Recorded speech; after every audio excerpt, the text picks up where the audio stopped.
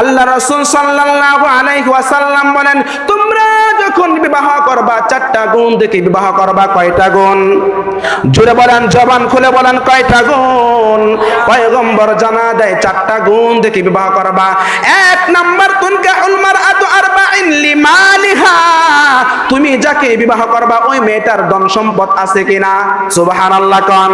2 number, ওয়া জামাআহা ওয়া লিহাসাবিহা, ওই মেয়ের বংশ পরম্পরা কেমন, তুমি ভালো একটা বংশের মেয়েকে বিবাহ করবা। 3 নাম্বার, ওয়া জামালিহা, মেয়েটা সৌন্দর্য কিনা। 4 নাম্বার, ওয়ালি দীনিহা, মেয়েটা দিনদার কিনা। পয়গম্বর জানা দেয়, ফাযফার বিযাতিদ দ্বীন তারিবাত ইয়াদাকা, তবে এই 4টা গুণের মধ্যে 4 নাম্বার যেই গুণ দিনদারিতা, তুমি এই 4টা গুণের মধ্যে এই দিনদারিটাকেই তুমি প্রাধান্য দিবা, সুবহানাল্লাহ। কারণ তুমি যদি দিনদারিকে প্রাধান্য না দাও, তুমি এমন একটা মেয়েকে বিবাহ করছো যার সম্পদ আছে, টাকা আছে, বংশ বড় ভালো, দেখতেও বড় চমৎকার, কিন্তু মেয়েটা দিনদার না। পয়গম্বর জানা দেয় এই সংসারের মধ্যে কখনো শান্তি আসবে না। কারণ আল্লাহ রাসূল সাল্লাল্লাহু আলাইহি ওয়াসাল্লাম বলেন, আদ-দুনিয়া মাতাউন ওয়া খায়রু মাতা'id দুনিয়া আল মারআতু সালিহা। আল্লাহ রাসূল সাল্লাল্লাহু আলাইহি ওয়াসাল্লাম বলেন, এই দুনিয়াটা হচ্ছে একটা ভোগ্যপণ্য, তবে এই দুনিয়ার মধ্যে সবচাইতে ভালো এবং বড় ভোগ্যপণ্য একটা বস্তুর নাম, সেটা হচ্ছে একটা নেককার মহিলা। একটা নেককার মহিলা যদি কোনো সংসারে এসে যায়, আল্লাহর পক্ষ থেকে ওই সংসারে রহমত নাজিল হয়, সুবহানাল্লাহ। প্রক্ষান্তরে কোনো মহিলা যদি দিনদার না হয়, আপনার স্ত্রী যদি দিনদার না হয়, সন্তানের মা হিসাবে ওই মা যদি দিনদার না হয়, আশা করা যায় ওই ঘরে সন্তান জন্মগ্রহণ করলে ওই সন্তান নম্র আর ভদ্র হবে না। কারণ বর্তমান সমাজের দিকে তাকা দেখেন, এই যে নায়ক নায়িকা আছে, এদের কি টাকা পয়সার অভাব আছে? বলেন, জোরে বলেন, টাকা পয়সার অভাব আছে? আর চিৎকার দিয়া বলেন, টাকা পয়সার অভাব আছে? না না না, তাদের টাকা পয়সার অভাব নাই, সৌন্দর্যের অভাব নাই, বংশ পরম্পরাও হয়তো বা ভালো, কিন্তু তাদের মাঝে দিনদারিতা না থাকার কারণে প্রত্যেকটাকেই দেখবেন 5-7টা করে বিবাহ করেছে, ঠিক কিনা? এজন্য আল্লাহর রাসূল সাল্লাল্লাহু আলাইহি ওয়াসাল্লাম জানা দেয়, তুমি যদি একটা নেক সন্তানের বাবা হতে চাও, তাহলে 1 নাম্বার তোমার কর্তব্য, তুমি তোমার সন্তানের জন্য দুনিয়ার শ্রেষ্ঠ মাটাকে তুমি বিবাহ করবা। কারণ তুমি যদি সেই মেয়েকে বিবাহ করে নিয়ে আসো, তাহলে এই ঘর শান্তিময় হবে না, আর অশান্তিময় ঘরে কখনো শান্তিময় সন্তান জন্মগ্রহণ করবে না। এরপর আল্লাহ রাসূল সাল্লাল্লাহু আলাইহি ওয়াসাল্লাম বলেন, এবার তুমি যখন বিবাহ করে ফেলবা, বিবাহ করার পর যখন তুমি তোমার স্ত্রীর সাথে সাক্ষাৎ করার জন্য যাইবা, তুমি তোমার স্ত্রীর সাথে মুলাকাত করার জন্য যাইবা, তখন একটা দোয়া পড়বা, বিসমিল্লাহি আল্লাহুম্মা জান্নিবনাশ শাইতানা ওয়া জান্নিবিশ শাইতানা মা রাযাকতানা। আল্লাহ রাসূল সাল্লাল্লাহু আলাইহি ওয়াসাল্লাম বলেন, কোন মানুষ যদি এই দোয়াটা পরিস্থিতির কাছে যায় আর ওই মিলনের মাধ্যমে আল্লাহর পক্ষ যদি সন্তানের ফয়সালা হয়ে যায়, এই সন্তান দুনিয়াতে আসলে এই সন্তানকে কখনো শয়তানে কোনো কুমন্ত্রণা দিয়ে খারাপ বানাইতে পারবে না, সুবহানাল্লাহ। এজন্য মুসলমান, আমরা যখন বিবির সাথে একান্তে সাক্ষাৎ করার জন্য যাব, যখন আমরা এরকম ভাবে মিলিত হওয়ার জন্য যাব, তখন এই দোয়াটা পড়ব। এই দোয়াটা পড়ে যদি আমরা এরকম ভাবে মিলিত হই আর আল্লাহর পক্ষ যদি একটা সন্তান এসে যায়, পয়গম্বর জানা দেয় ওই সন্তানটা হবে একটা নেক সন্তান, সুবহানাল্লাহ। এরপর যখন সন্তান দুনিয়াতে আসবে, পয়গম্বর সাল্লাল্লাহু আলাইহি ওয়াসাল্লাম জানা দেয়, এবার সন্তানের কানের মধ্যে আজান দেয়া দিবা, সুবহানাল্লাহ। এই সন্তান কি শুধু ছেলে আসলে না মেয়ে আসলেও? জোরে কোন, আজান কি শুধু ছেলেদেরকে দিতে হয় না মেয়েদেরকেও? আমার কথা বুঝেন না? আমার বাড়িও হালুয়াঘাট, আপনাদের বাড়িও রাগাত না বোঝার কোনো কারণ নাই, জবান খুলে প্রশ্নের উত্তর দিতে হবে। আজান কি শুধুমাত্র ছেলেদের জন্য না মেয়েদের জন্য? মেয়েদের জন্য। কিন্তু কিছু এখন মানুষ এমন আছে যাদের গর্ভে যদি ছেলে সন্তান আসে তারা বড় চমৎকার খুশি হয়ে যায়, কিন্তু যদি মেয়ে সন্তান আসে তাদের মুখটা বড় বেজার হয়ে যায়। ঠিক কিনা? ঠিক বলেন না কেন? আপনি ঠিক বললেও ঠিক, না বললেও ঠিক, কারণ আল্লাহ যে জায়গায় ঠিক বলছে ওই জায়গায় আপনি ঠিক বললেও ঠিক, না বললেও ঠিক। আল্লাহ বলেন ওয়া ইযা বুশিরা আহাদুহুম বিল উনসা যাল্লা ওয়াজহুহু মুসওয়াদ্দাও ওয়া হুয়া কাযীম। আল্লাহ রাব্বুল আলামিন বলেন, যখন আমি কোন মানুষকে মেয়ে সন্তানের সুসংবাদ দেই, কি সংবাদ দেই? জুড়ে বলেন, কি সংবাদ দেই? তাহলে মেয়ে সংবাদ আসলে ভালো না মন্দ? ভালো, কারণ মন্দ যদি হইতো তাহলে আল্লাহ বলতেন দুঃসংবাদ। কিন্তু আল্লাহ বলছেন যখন আমি কোন মানুষকে মেয়ে এরকম মেয়ে হওয়ার সুসংবাদ দান করি, তখন ওই সমস্ত বাবা মাদের চেহারাগুলো কালো হয়ে যায়, বাবা রাগান্বিত হয়ে যায়, শ্বশুর বাড়ির ফোন ওঠায় না, বন্ধু বান্ধব কেউ আর ফোন দেয় না, মিষ্টির যে বাজার ছিল সেটাও আর খাওয়ায় না। অথচ সন্তান দেওয়ার মালিক দুনিয়ার কেউ না, এটার স্ত্রীর কোনো অধিকার নাই, বাবারও কোনো অধিকার নাই, দুনিয়ার কোনো মানুষের এই ক্ষমতা নাই। ক্ষমতা হলো একমাত্র আল্লাহর। আল্লাহ রাব্বুল আলামিন বলেন লিল্লাহি মুলকুস সামাওয়াতি মান ইয়াশাউ হাকীমা। আল্লাহ রাব্বুল আলামিন বলে আসমান জমিনের রাজত্ব একমাত্র আমি আল্লাহর। সুতরাং আমি আল্লাহ পাক যাকে চাই কন্যা সন্তান দান করি, সুবহানাল্লাহ, যাকে চাই আবার আমি ছেলে সন্তান দান করি, আবার আমি আল্লাহ পাক যাকে চাই কন্যা এবং ছেলে উভয়টাই দান করি, আবার আমি আল্লাহ যাকে চাই কোনটাই দান করি না। সুতরাং মুসলমান, কোন সংসারের মধ্যে যদি ছেলে আসে, মেয়ে আসে অথবা কেউ না আসে, সুতরাং সে এরকম ভাবে স্ত্রীর উপর শ্বশুর বাড়ির পর রাগান্বিত হওয়া যাবে না, কারণ এটা দুনিয়ার কোন মানুষের কাছে ক্ষমতা নাই, এই ক্ষমতার মালিক হচ্ছে আমার আল্লাহ। এজন্য মুসলমান বাবারা, সন্তান ছেলে হোক আর মেয়ে হোক ডান কানের মধ্যে আজান দিতে হবে। কারণ রাসূল সাল্লাল্লাহু আলাইহি ওয়াসাল্লাম যখন তার কাছে কোনো সন্তানকে নিয়ে আসা হতো, পয়গম্বর সাল্লাল্লাহু আলাইহি ওয়াসাল্লাম তার কানের মধ্যে আজান দিয়ে দিতেন। আন আবি রাফি'in ক্বালা রাআইতা রাসূলুল্লাহি সাল্লাল্লাহু আলাইহি ওয়াসাল্লাম আল্লানা ফি উদুনিল হাসান বিন আলী হিনা ওয়ালাদাতুহু ফাতিমাতু বিস-সালাহ। আবু মুসা রাদিয়াল্লাহু, আবু রাফি রাদিয়াল্লাহু তাআলা আনহু বলে, আমি দেখলাম হযরত ফাতিমাতুজ জাহরা রাদিয়াল্লাহু তাআলা আনহার ঘরে যখন হাসান হুসাইন জন্মগ্রহণ করে, পয়গম্বর সাল্লাল্লাহু আলাইহি ওয়াসাল্লাম তার কানের মধ্যে আজান দেয়া দেয়, সুবহানাল্লাহ। এজন্য মুসলমান, আমাদের গর্ভেও যখন কোনো সন্তান আসবে দুনিয়াতে, সঙ্গে সঙ্গে আমরা তাদের কানের মধ্যে আজান দেয়া দিব। আলা ইনসান ওয়া নাশহাদু আল্লা ইলাহা ইল্লাল্লাহু ওয়াহদাহু লা শারীকা লাহু ওয়া নাশহাদু আন্না সাইয়্যিদানা ওয়া সানাদানা ওয়া হাবিবানা ওয়া মাওলানা মুহাম্মাদান আবদুহু ওয়া রাসূলুহু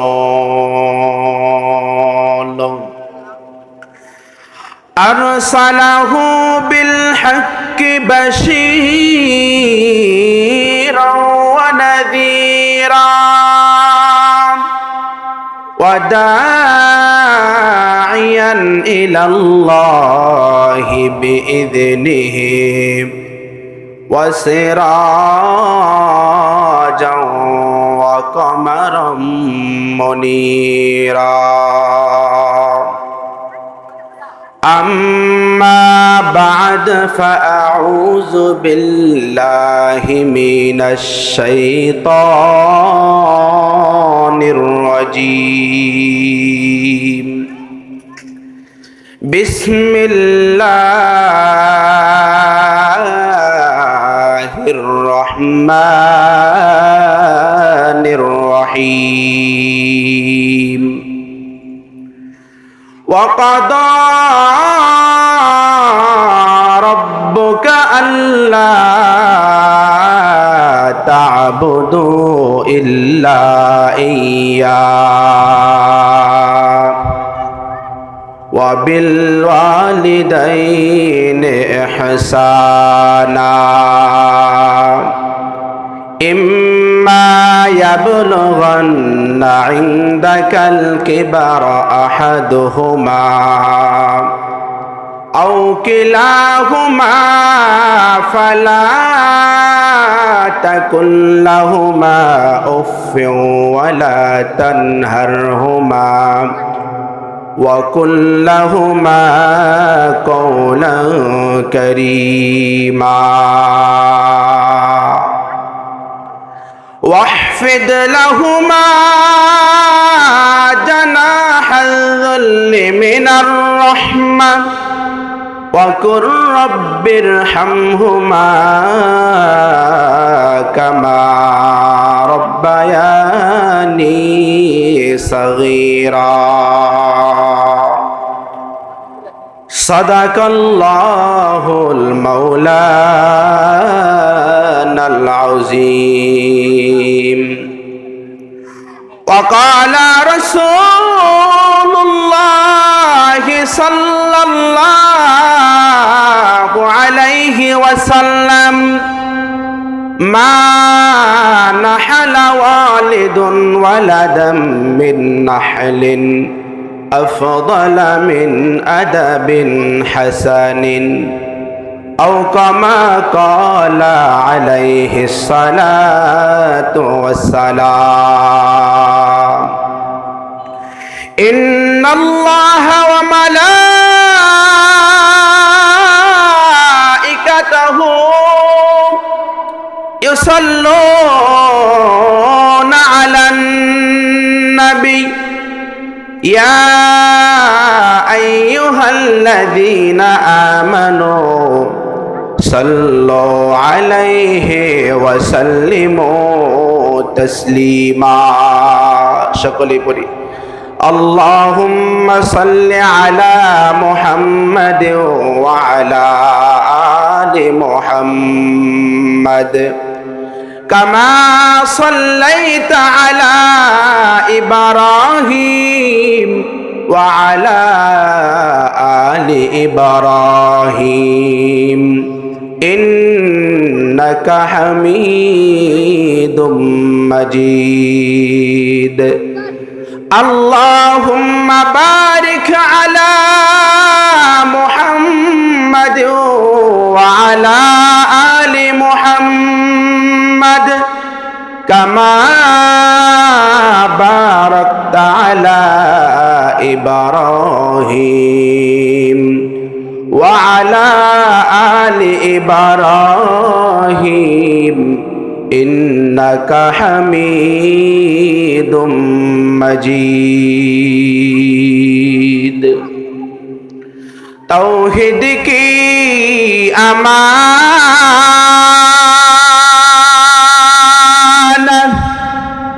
سینوں میں ہے ہمارا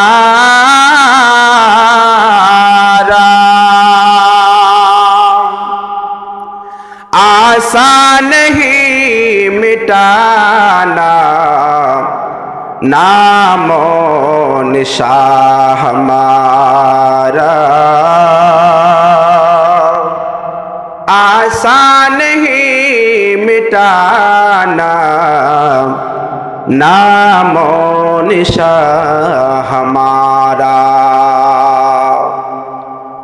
मोहम्मद ने आका कफर को मिटाया, कफर को मिटाकर सदाकत बताया, कफर को मिटाकर सदाकत बताया। मदीना जाइते पारलाम ना, मदीना देखते पारलाम ना, मदीना जाइते पारलाम ना, मदीना देखते पारलाम ना। मदीना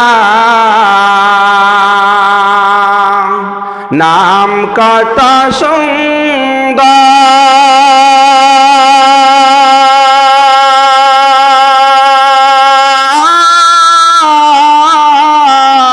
मदीना কেড়েছে অন্তর, মদিনা নাম কত সুন্দর,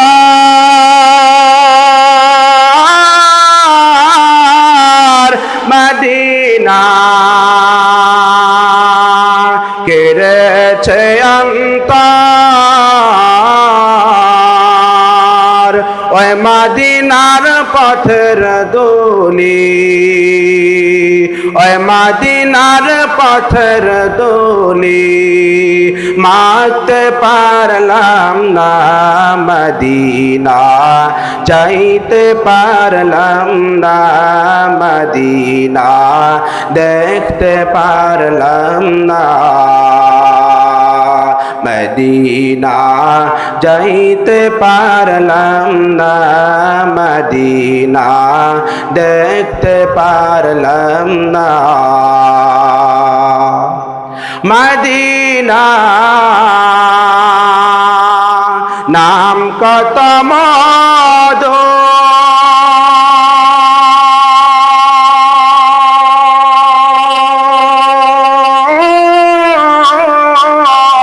মদিনা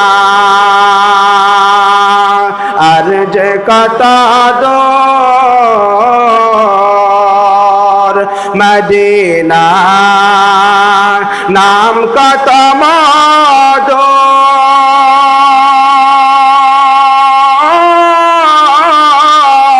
মদিনা আর যে কত দূর। ওই মদিনার পথের দোলি, ওই মদিনার পথের দোলি মারতে পারলাম না, মদিনা যাইতে পারলাম না, মদিনা দেখতে পারলাম না, মদিনা যাইতে পারলাম না, মদিনা দেখতে পারলাম না। মদিনা যাইতে মন চায়, কার কার মন চায়? দুহাত তুলে মহান রবকে দেখায় দেই, আয় আল্লাহ মৃত্যুর পূর্বে কমপক্ষে তোমার সোনার মদিনা আমাদেরকে একবার ঘোরার তৌফিক দান করো। সকলে বলেন আমিন। আলহামদুলিল্লাহ, মহান আল্লাহ পাকের দরবারে অসংখ্য অগণিত শুকর ও সুজুদ, যে মহান রব আমাদেরকে আজকের এই দারুল উলুম হামিদুন্নুর কওমি মাদ্রাসা, দারুল উলুম হামিদুন্নুর কওমি মাদ্রাসা কর্তৃক আয়োজিত আজকের এই মাহফিলে যে মহান রব আমাদেরকে দিনই কিছু কথা বলা ও শোনার জন্য সুযোগ করে দিয়েছেন, ওই মহান রবের দরবারে সকলেই কালিমাতুশ শুকর আদায় করি। সকলে বলে আলহামদুলিল্লাহ। আরেকটু জোরে পড়তে হবে, আরেকটু জোরে। ডাইনেও ঠান্ডা, বামেও ঠান্ডা, উপরেও ঠান্ডা, নিচেও ঠান্ডা, মাঝখানে যদি ঠান্ডা থাকে তাহলে হবে? মাঝখানে গরম করতে হবে। কি করতে হবে? একদম ইমানি শক্তি নিয়ে জবান খুলে একমাত্র আল্লাহকে রাজি আর খুশি করার জন্য চিৎকার দিয়ে বলেন আলহামদুলিল্লাহ। শরীরটা গরম থাকলে আলোচনা করেও জুত পাওয়া যাবে, আলোচনা শুনেও সুবিধা হবে। মুসলমান ভাবারা, আপনারা যেখানে আসছেন খুশি না বেজার? কারা কারা খুশি? আলহামদুলিল্লাহ, সকলেই খুশি। কেন খুশি? আমরা যেখানে আসছি মাহফিল কর্তৃপক্ষ কি কোনো পুরস্কার দিবে? খাবার দাবারের ব্যবস্থা করছে আপনাদের জন্য। তাহলে কেন খুশি? কারণ একমাত্র আল্লাহর রেজামন্দির জন্য এখানে আসছি, জাহান্নাম থেকে বাঁচার জন্য, আর একমাত্র আল্লাহর জান্নাত পাওয়ার জন্য। আর আল্লাহ পাক রব্বুল আলামিন আপনাকে আমাকে মহব্বত করছে, ভালোবাসছে, বিদায় আল্লাহ পাক রব্বুল আলামিন দুনিয়াবি অন্যান্য কাজ থেকে ফারেক করে একমাত্র আল্লাহর সন্তুষ্টির জন্য দ্বীনি কিছু কথা শোনার জন্য সুযোগ করে দিয়েছেন। সুবহানাল্লাহ। কারণ আপনাদের এই এলাকার মাঝে শুধুমাত্র আপনারাই ছিলেন না, আরো মানুষ আছে। কথা বলেন, আছে না নাই? আছে, কিন্তু তারা আসতে পারে নাই। কেন আসতে পারে নাই জানেন? কারণ আল্লাহ পাক তাকে পছন্দ করে নাই, মনোনীত করে নাই। এজন্য দেখবেন আপনি আসার আগেও বাজারে দুইজন একসাথে চা খাইছেন, দেখেন আপনি এখানে আসছেন, আপনার পাশের জন এখানে নেই। একসাথে কিছুক্ষণ আগে হাঁটাচলা করছেন, কিন্তু দেখেন আপনার সাথে উনি নেই, আপনি আসছেন। কারণ আল্লাহ পাক আপনাকে পছন্দ করে, মহাব্বত করে। কারণ আপনিও যাকে পছন্দ করেন, যাকে মহাব্বত করেন, যাকে ভালোবাসেন, তার বাড়িতে আপনি দাওয়াত করেন। আপনার বাড়িতে কোনো অনুষ্ঠান হলে আপনি আপনার অপরিচিত মানুষকে দাওয়াত করেন না। কাকে দাওয়াত করেন? কাকে ইনভাইট করেন? যার সাথে আপনার সুসম্পর্ক, যার সাথে আপনার ভালো সম্পর্ক, যাকে আপনি মহাব্বত করেন, পছন্দ করেন। ঠিক কিনা? ঠিক তেমনি ভাবে আল্লাহ পাক রব্বুল আলামিন দুনিয়ার জগতে যেই সকল মানুষগুলোকে পছন্দ করে, মহাব্বত করে আর ভালোবাসে, আল্লাহ পাক রব্বুল আলামিন ওই সমস্ত মানুষগুলোকে শুধুমাত্র বাছাই করে করে জান্নাতের বাগানে আল্লাহ পাক বসার সুযোগ করে দেয়। এজন্য মুসলমান আল্লাহর গোলাম, আল্লাহ পাক রব্বুল আলামিন আপনাকে আমাকে মহব্বত করছে। আল্লাহ পাক রব্বুল আলামিন আপনাকে আমাকে ভালোবাসছে। আল্লাহ পাক রব্বুল আলামিন আপনার আমার উপর রহম করছে বিদায় আজকে আপনি আমি দিনে কিছু কথা বলা এবং শোনার জন্য সুযোগ পেয়েছি। কারণ মহান রব যদি কারো উপর রহম না করে, ওই বান্দা কখনো কল্যাণ অথবা অকল্যাণের কাজ সম্পন্ন করতে পারে না। আল্লাহ পাক রব্বুল আলামিন যেই সমস্ত বান্দার উপর রহম করে, ওই সমস্ত বান্দাই কেবলমাত্র দ্বীনি মাহফিলে আসতে পারে। ওই সমস্ত বান্দাগুলোই কেবলমাত্র আল্লাহর এরকম ইবাদত আর বন্দেগী করতে পারে। সুতরাং মুসলমান বোঝা যায় আল্লাহ পাক রব্বুল আলামিন আপনাকে আমাকে পছন্দ করেছে, মনোনীত করেছে, ভালোবেসেছে। এই জন্য এই গভীর রজনীতে আপনার মাথাটা বালিশের মধ্যে না, আপনি দুনিয়ার অন্যান্য কাজের মধ্যে ব্যস্ত না, আল্লাহ পাক রব্বুল আলামিন আপনাকে হাঁটি হাঁটি পা পা করে এই দ্বীনি মজমার মধ্যে বসায় দিয়েছে। কারণ আল্লাহ পাকের মহব্বত ছাড়া এখানে আসার কোনো সুযোগ নাই। আব্দুল্লাহ ইবনে মুবারক রাহমাতুল্লাহি আলাইহি একদিন রাস্তা দিয়ে হাঁটতেছে,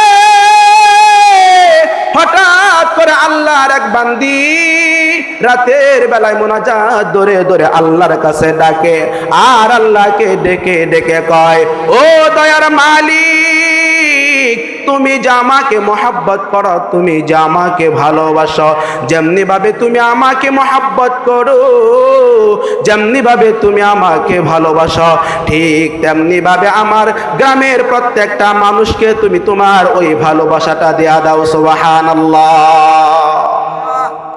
আব্দুল্লাহ ইবনে মুবারক রাহমাতুল্লাহি আলাইহি ওই বুড়িমাকে ডেকে ডেকে কয়, ও বুড়িমা, আল্লাহ যে তোমাকে মহব্বত করে, আল্লাহ যে তোমাকে ভালোবাসে, এটা তুমি কেমনে জানলা, কেমনে বুঝলা? তখন আল্লাহর ওলি ডেকে ডেকে কয়, আল্লাহর বান্দি আব্দুল্লাহ ইবনে মুবারক রাহমাতুল্লাহি আলাইকে ডেকে ডেকে কয়, ও আব্দুল্লাহ ইবনে মুবারক, এখন রাত্র গভীর হয়ে গেছে, পৃথিবীর সমস্ত মানুষগুলো ঘুমায়, পৃথিবীর সমস্ত পাখিগুলো ঘুমায়, পৃথিবীর সমস্ত গাছপালাগুলো যখন ঘুমায়, তখন আমার আল্লাহ পাক রব্বুল আলামিন ওদিক দিয়া সজাগ আছে। আর আমাকেও আল্লাহ ঘুম না পাড়াইয়া আল্লাহ পাকের কুদরতি এরকম যাই নামাজের মধ্যে দাঁড়াইয়া মহান রবের কুদরতি পায়ের মধ্যে সাজদা দেওয়ার সুযোগ করে দিয়েছে। তার মানে আল্লাহ আমাকে মহব্বত করে। ও আব্দুল্লাহ ইবনে মুবারক, আল্লাহ যদি আমাকে ভালো না বাসতো, পৃথিবীর অন্যান্য মানুষের মতো আমাকেও ঘুম পাড়ায় দিত, আমিও অন্যান্য মানুষের মতো ঘুমের ঘরে আচ্ছন্ন হয়ে যাইতাম। কিন্তু আমার আল্লাহ আমাকে মহব্বত করার কারণে, আমাকে ভালোবাসার কারণে আমার মাথাটা বালিশের মধ্যে না, আমার মাথাটা স্বয়ং আল্লাহর কুদরতি সাজদার মধ্যে। সুবহানাল্লাহ। ও আব্দুল্লাহ ইবনে মুবারক, তার মানে বোঝা যায় আমার আল্লাহ আমাকে ভালোবাসে। মুসলমান আল্লাহর গোলাম, ও হালুয়াঘাটবাসীর মুসলমান, আমিও আপনাদেরকে বলতে চাই, আল্লাহ পাক আপনাকে মহব্বত করে, আল্লাহ পাক আপনাকে ভালোবাসে। এই জন্য আল্লাহ পাক দুনিয়ার অন্যান্য কাজ থেকে ফারাক করে একমাত্র কোরআন হাদিসের কথাগুলো বলা এবং শোনার জন্য আল্লাহ পাক আপনাকে আমাকে সুযোগ করে দিয়েছেন। সুবহানাল্লাহ। তার মানে কি বুঝলেন? আল্লাহ আপনাকে আমাকে মহব্বত করে, ভালোবাসে। এজন্য আল্লাহ চাচ্ছেন, বান্দা যা, এখানে যা, কোরআনের কিছু কথা শোন, দেখ 2 ফোঁটা চোখের পানি ফালায় আমার কাছে তওবা করতে পারিস কিনা। তুই তওবা করতে দেরি হবে, আমি আল্লাহ ক্ষমা করতে দেরি করব না। এজন্য মুসলমান, আমরা এখানে আসছি একমাত্র আল্লাহর খুশির জন্য, আর আল্লাহ আমাদেরকে মহব্বত করেন বিদায় এখানে আসার বসার সুযোগ দিয়েছে। আমি আপনাদের কাছে আজকে এমন কিছু আলোচনা পেশ করতে চাই, যেই আলোচনাটা বর্তমান সমাজে খুব গুরুত্বপূর্ণ। কারণ আজকে সমাজের দিকে তাকায় দেখেন, আমাদের যুব সমাজ, আমাদের ছেলেপেলেগুলো নষ্ট হয়ে যাচ্ছে, আমাদের সন্তানগুলো মাদকে আসক্ত হয়ে যাচ্ছে, আমাদের সন্তানগুলো এরকম ভাবে মা বাবার অবাধ্য হয়ে যাচ্ছে, আমাদের সন্তানগুলো এরকম ভাবে অভদ্র হয়ে যাচ্ছে, সন্ত্রাস করতেছে, চাঁদাবাজি করতেছে, টেন্ডারবাজি করতেছে, যা মন চাই তাই করতেছে, মা বাবার কদরদানি করে না, মা বাবার সাথে সুসম্পর্ক রাখে না, মা বাবাকে খুশি করার চেষ্টা করে না, মা বাবার মনের মধ্যে কষ্ট দেয়। ঠিক কিনা? কথা কন। ঠিক তেমনি ভাবে প্রত্যেক মা বাবার উপর যেমনি ভাবে সন্তানের কিছু হক রয়ে গেছে, এবং প্রত্যেক সন্তানের উপর মা বাবারও কিছু হক রয়ে গেছে। এজন্য প্রত্যেক সন্তান তখনই তার আব্বা আম্মার খেদমত করবে যখন বাবা আগে সন্তানের হকগুলো আদায় করবে। আপনি বাবা হিসাবে যখন সন্তানের হকগুলো আদায় করবেন, এই সন্তানকে সন্তানের হকগুলো আদায় করে করে যখন এই সন্তানকে বড় করবেন, আপনি যখন বার্ধক্যে চলে যাবেন, ওই সন্তান যখন বড় হবে, আশা করা যায় ওই সন্তান আপনার খেদমত করবে, আপনার ভাগ্যগত সন্তান হবে, নম্র আর ভদ্র হবে। পক্ষান্তরে আপনি যদি আপনার সন্তানের হকগুলো আদায় না করেন, সন্তানকে সুশিক্ষায় শিক্ষিত না করেন, তাহলে আপনি যখন বার্ধক্যে চলে যাবেন, আপনার আল্লাহু আকবার জায়গা বাড়িতে হবে না, হবে ওই বৃদ্ধাশ্রমে। ঠিক কিনা? আমার কথা বুঝেন নাই আপনারা? হ্যাঁ, এজন্য আমি প্রত্যেক বাবাদের জন্য কিছুক্ষণ আলোচনা করব, তারপর প্রত্যেক সন্তানের জন্য আলোচনা করব। বাবাদের জন্য আলোচনা করব, আপনি বাবা হিসাবে সন্তান আপনার কাছে কি হক রাখে, এবং সন্তানদের জন্য আলোচনা করব, আপনি সন্তান হিসাবে বাবা আপনার প্রতি কি হক রাখে। এজন্য মুসলমান বাবারা, আমি রাসূল আকরাম সাল্লাল্লাহু আলাইহি ওয়াসাল্লামের হাদিসের মাধ্যমে আজকের আলোচনা শুরু করতে চাই। আল্লাহ রাসূল সাল্লাল্লাহু আলাইহি ওয়াসাল্লাম বলেন, তুনকাহুল মারআতু আরবাইন লিমালিহা ওয়া লিহাসাবিহা ওয়া জামালিহা ওয়া লিদীনিহা ফালফার বিযাতিদ দ্বীন তারিবাত ইয়াদাকা। আল্লাহ রাসূল সাল্লাল্লাহু আলাইহি ওয়াসাল্লাম বলেন, ও দুনিয়ার সন্তানেরা, তোমরা যখন বিবাহ করবা চারটা গুণ দেখে বিবাহ করবা, চারটা গুণ দেখে বিবাহ করবা। এই জন্য তোমাদের গর্ভে যে সন্তানটা আসবে, এই সন্তান তোমার কাছে আশা করে, বাবা তুমি যখন বিবাহ করবা এমন একজন নেককার মহিলাকে বিবাহ করবা, এমন একজন সৎ দ্বীনদার মহিলাকে বিবাহ করবা, যাতে আমি মা হিসাবে সবচাইতে ভালো একজন মা পেয়ে যাই।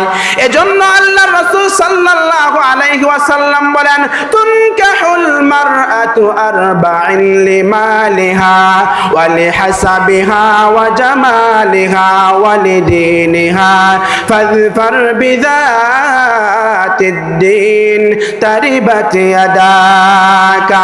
আল্লাহ রাসূল সাল্লাল্লাহু আলাইহি ওয়াসাল্লাম বলেন, তোমরা যখন বিবাহ করবা চারটা গুণ দেখে বিবাহ করবা। কয়টা গুণ? জোরে বলেন, জবান খুলে বলেন, কয়টা গুণ? পয়গম্বর জানা দেয় চারটা গুণ দেখে বিবাহ করবা। এক নাম্বার, তুনকাহুল মারআতু আরবাইন লিমালিহা, তুমি যাকে বিবাহ করবা ওই মেয়েটার ধন সম্পদ আছে কিনা, সুবহানাল্লাহ কোন। দুই নাম্বার, ওয়া লিহাসাবিহা, ওই মেয়ের বংশ পরম্পরা কেমন, তুমি ভালো একটা বংশের মেয়েকে বিবাহ করবা। তিন নাম্বার, ওয়া জামালিহা, মেয়েটা সৌন্দর্য কিনা। চার নাম্বার, ওয়া লিদীনিহা, মেয়েটা দিনদার কিনা। পয়গম্বর জানা দেয় ফাযফার বিযাতিদ দ্বীন তারিবাত ইয়াদাকা। তবে এই চারটা গুণের মধ্যে চার নাম্বার যেই গুণ দিনদারিতা, তুমি এই চারটা গুণের মধ্যে এই দিনদারিটাকেই তুমি প্রাধান্য দিবা, সুবহানাল্লাহ। কারণ তুমি যদি দিনদারিকে প্রাধান্য না দাও, তুমি এমন একটা মেয়েকে বিবাহ করছো যার সম্পদ আছে, টাকা আছে, বংশ বড় ভালো, দেখতেও বড় চমৎকার, কিন্তু মেয়েটা দিনদার না। পয়গম্বর জানা দেয় এই সংসারের মধ্যে কখনো শান্তি আসবে না। কারণ আল্লাহ রাসূল সাল্লাল্লাহু আলাইহি ওয়াসাল্লাম বলেন, আদ-দুনিয়া মাতাউন ওয়া খায়রু মাতা'id দুনিয়া আল মারআতু সালিহা। আল্লাহ রাসূল সাল্লাল্লাহু আলাইহি ওয়াসাল্লাম বলেন, এই দুনিয়াটা হচ্ছে একটা ভোগ্যপণ্য, তবে এই দুনিয়ার মধ্যে সবচাইতে ভালো এবং বড় ভোগ্যপণ্য একটা বস্তুর নাম, সেটা হচ্ছে একটা নেককার মহিলা। একটা নেককার মহিলা যদি কোনো সংসারে এসে যায়, আল্লাহর পক্ষ থেকে ওই সংসারে রহমত নাজিল হয়, সুবহানাল্লাহ। প্রক্ষান্তরে কোনো মহিলা যদি দিনদার না হয়, আপনার স্ত্রী যদি দিনদার না হয়, সন্তানের মা হিসাবে ওই মা যদি দিনদার না হয়, আশা করা যায় ওই ঘরে সন্তান জন্মগ্রহণ করলে ওই সন্তান নম্র আর ভদ্র হবে না। কারণ বর্তমান সমাজের দিকে তাকা দেখেন, এই যে নায়ক নায়িকা আছে, এদের কি টাকা পয়সার অভাব আছে? বলেন, জোরে বলেন, টাকা পয়সার অভাব আছে? আর চিৎকার দিয়া বলেন, টাকা পয়সার অভাব আছে?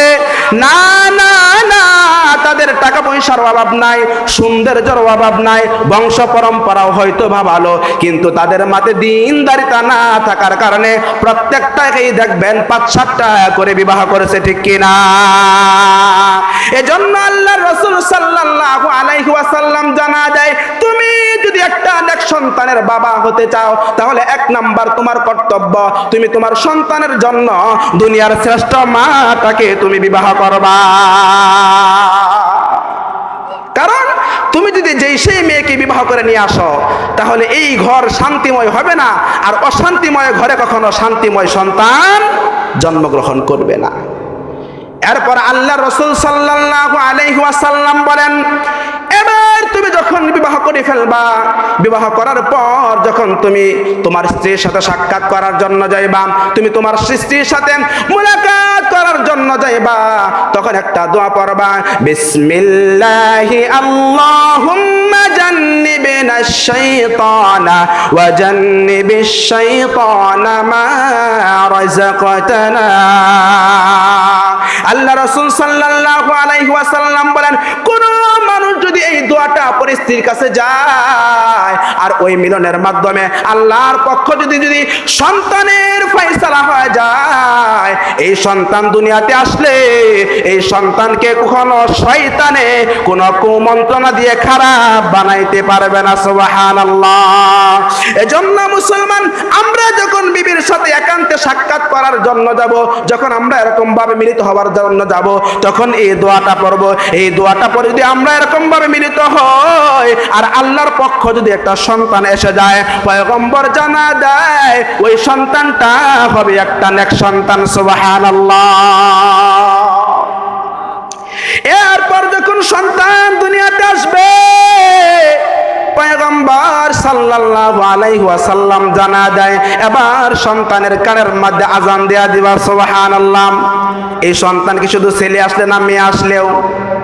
জোরে কোন, আজান কি শুধু ছেলেদেরকে দিতে হয় না মেয়েদেরকেও? আমার কথা বুঝেন না? আমার বাড়ি হালুয়াঘাট, আপনাদের বাড়ি হালুয়াঘাট, না বোঝার কোনো কারণ নাই। জবান খুলে প্রশ্নের উত্তর দিতে হবে। আজান কি শুধুমাত্র ছেলেদের জন্য না মেয়েদের জন্যও? মেয়েদের জন্য। কিন্তু কিছু এখন মানুষ এমন আছে যাদের গর্ভে যদি ছেলে সন্তান আসে তারা বড় চমৎকার খুশি হয়ে যায়, কিন্তু যদি মেয়ে সন্তান আসে তাদের মুখটা বড় বেজার হয়ে যায়। ঠিক কিনা? ঠিক বলেন না কেন? আপনি ঠিক বললেও ঠিক, না বললেও ঠিক, কারণ আল্লাহ যে জায়গায় ঠিক বলছে ওই জায়গায় আপনি ঠিক বললেও ঠিক, না বললেও ঠিক। আল্লাহ বলেন, ওয়া ইদা বুশিরা আহাদুহুম বিল উনসা যাল্লা ওয়াজহুহু মুসওয়াদ্দাও ওয়া হুয়া কাযীম। আল্লাহ রাব্বুল আলামিন বলেন, যখন আমি কোন মানুষকে মেয়ে সন্তানের সুসংবাদ দেই, কি সংবাদ দেই? জুড়ে বলেন, কি সংবাদ দেই? তাহলে মেয়ে সংবাদ আসলে ভালো না মন্দ?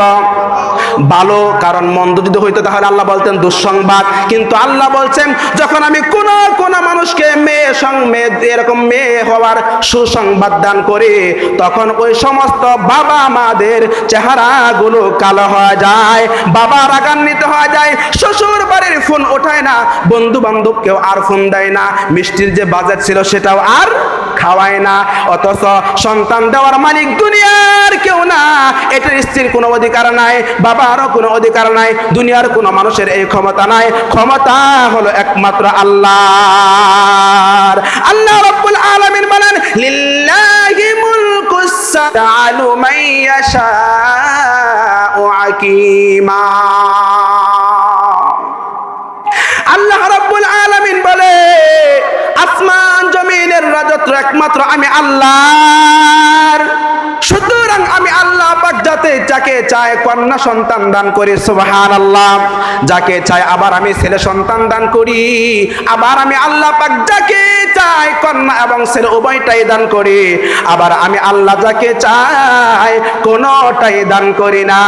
সুতরাং মুসলমান, কোন সংসারের মধ্যে যদি ছেলে আসে, মেয়ে আসে অথবা কেউ না আসে, সুতরাং সে এরকম ভাবে স্ত্রীর উপর, শ্বশুর বাড়ির পর রাগান্বিত হওয়া যাবে না, কারণ এটা দুনিয়ার কোন মানুষের কাছে ক্ষমতা নাই।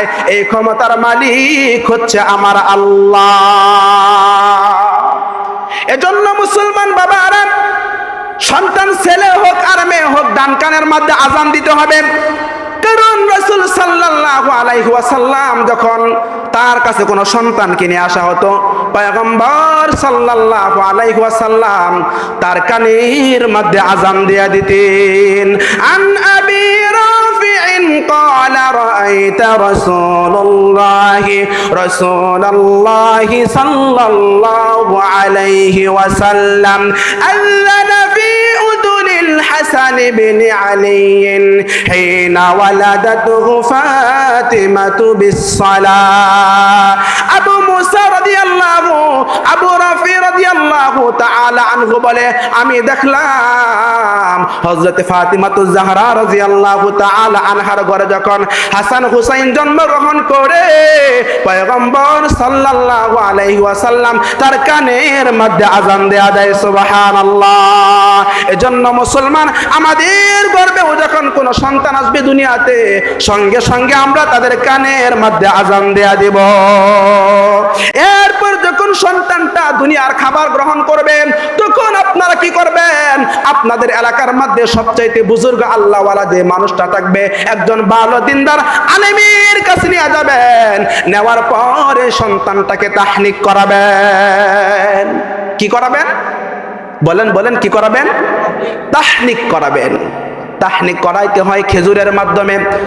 বলে একজন আল্লাহওয়ালার কাছে নিয়ে যাবেন। ওই আল্লাহওয়ালা এরকম ভাবে কিছু খেজুরের অংশ চাবাবে, চাবানোর পর সেটার রস অথবা সেটার একটা অংশ সেই সন্তানের জবানের মধ্যে দেওয়া দিবে। কারণ রাসূল সাল্লাল্লাহু আলাইহি ওয়াসাল্লামের দরবারেও যখন কোনো সন্তান নিয়ে আসতো, পয়গম্বর তাদের তাহনিক করা দিতেন। সুবহানাল্লাহ। আন আবি মুসা ক্বালা উলিদা লি গুলামুন ফাআতাইতু বিহিন নাবিয়্য সাল্লাল্লাহু আলাইহি ওয়াসাল্লাম ফাসাম্মাহু ইব্রাহিম ওয়া হান্নাকাহু বিতামরাতিন ওয়া দাআ লাহু বিল বারাকাত। আবু মুসা রাদিয়াল্লাহু তাআলা আনহু বলেন, আমার যখন একটা সন্তান হয়, আমি পয়গম্বর দরবারে সন্তানটাকে নিয়ে যায়। পয়গম্বর আমার সন্তানটার নাম রাখে ইব্রাহিম। সুবহানাল্লাহ কোন। এবং আমার সন্তানটার জন্য তাহনিক করান এবং আমার সন্তানের জন্য বরকতের দোয়া করেন। সুবহানাল্লাহ। এজন্য মুসলমান, আল্লাহর গোলাম, যখন আপনাকে কোন সন্তান আপনার কাছে নিয়ে আসা হবে, তখন আপনি তার জন্য বরকতের দোয়া করবেন। কারণ রাসূল সাল্লাল্লাহু আলাইহি ওয়াসাল্লামের দরবারে যখন কোন সন্তানকে নিয়ে আসা হতো, পয়গম্বর সাল্লাল্লাহু আলাইহি ওয়াসাল্লাম তাদের জন্য বরকতের দোয়া করতেন। সুবহানাল্লাহ। আন আয়েশা রাদিয়াল্লাহু তাআলা আনহা قالت كان رسول الله صلى الله عليه وسلم يؤتى بالصبيان فيدعو لهم بالبركة. سبحان الله. আম্মাদান আয়েশা রাদিয়াল্লাহু তাআলা আনহা বলে, আমি দেখেছি পয়গম্বরের দরবারে যখন কোন সন্তানকে নিয়ে আসা হতো, পয়গম্বর সাল্লাল্লাহু আলাইহি ওয়াসাল্লাম তখন তার জন্য বরকতের দোয়া করতেন। সুতরাং মুসলমান, আল্লাহর গোলাম, আমরা যখন কোন নবজাতককে দেখতে যাব, দেখার পর আগে সেলফি ওঠাবো নাকি? সেলফি ওঠায় ফেসবুকে দিতে হইব না? না না না, আগে আপনি তার জন্য বরকতের দোয়া করবেন। আপনি যদি তার জন্য বরকতের না দোয়া করেন, তাহলে আপনি ওই সন্তানের হক নষ্ট করলেন। কারণ ওই সন্তান আপনার কাছে চায়, তুমি যে আমাকে দেখার জন্য আসছো, তুমি আমার জন্য বরকতের দোয়া করো। এরপর পয়গম্বর সাল্লাল্লাহু আলাইহি ওয়াসাল্লাম জানা দেয়, এবার তোমার সন্তানের বয়স যখন 7 দিন হয়ে যাবে। কয়দিন? জোরে কোন কয়দিন? আরো জোরে কোন কয়দিন? আল্লাহ রাসূল সাল্লাল্লাহু আলাইহি ওয়াসাল্লাম বলেন, কুল্লু গুলামিন রাহিনুন বিআকিকাতি তুলবাহু আনহু ইয়াওমা সাবিহি ওয়া ইউহলাকু রাসুহু ওয়া ইউসাম্মা। আল্লাহ রাসূল সাল্লাল্লাহু আলাইহি ওয়াসাল্লাম বলেন, প্রত্যেক সন্তান তার সিও এরকম ভাবে আকিকার মধ্যে আবদ্ধ। সুতরাং তোমার সন্তানের বয়স যখন 7 দিন হয়ে যাবে, তখন তুমি তোমার সন্তানের জন্য আকিকা সম্পন্ন করবা। সুবহানাল্লাহ। ওয়া ইউহলাকু রাসুহু, এবং তার মাথার চুলগুলো মুন্টা দিবা। ওয়া ইউসাম্মা, এবং তার সুন্দর একটা নাম রাখবা। রাসূল জানা দেয় তার সুন্দর নাম রাখতে হবে। কি নাম রাখতে বলতে হবে? সুন্দর নাম রাখতে হবে।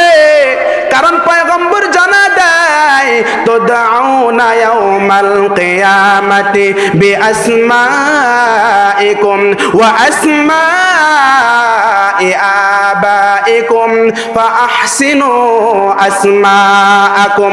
পয়গম্বর সাল্লাল্লাহু আলাইহি আলাইহি ওয়াসাল্লাম জানা দেয়, ও আমার উম্মতের দর লক্ষ্য করে শোনো, কাল কিয়ামতের দিন, কঠিন মুসিবতের দিন, যখন তোমার সন্তানকে ডাকা হবে, তখন তোমার সন্তানের নাম ধরে তোমার সন্তানকে ডাকা হবে। শুধু তাই না, পয়গম্বর জানা দেয় তোমার সন্তানের নামের সাথে সাথে তোমার নামও উল্লেখ করা হবে। সুবহানাল্লাহ।